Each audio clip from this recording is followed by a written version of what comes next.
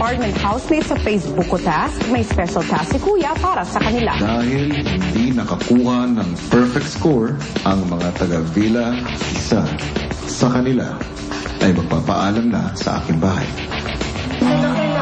Not Joe. At kayo, apartment housemates, ang pipili kung sino sa kanila ang aalis. Mahirap po siyang piliin kasi hindi po namin sila kilala pa po. Kung kaya, oras na para makilala niyo sila.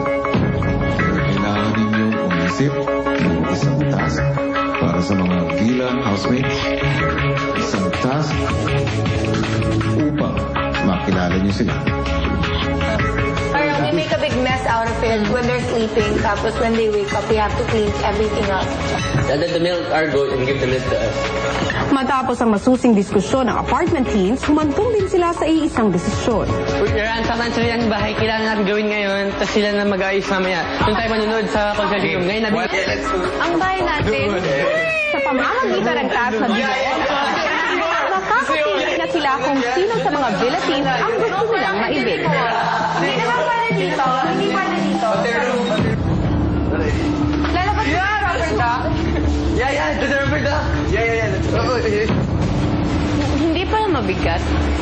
Magayan. Okay, wag. Okay, yun doon. Sige, lagay mo dyan. Sakto.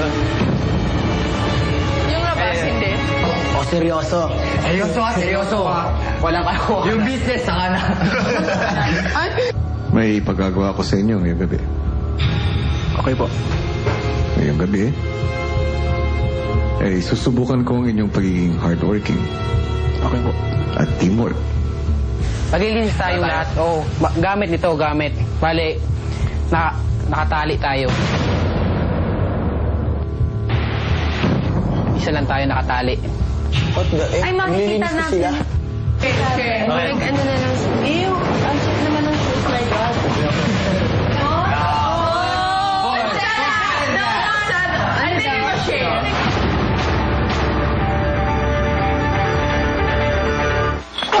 Hindi ka titigil sa pagmanman sa asawa ko, naiintindi.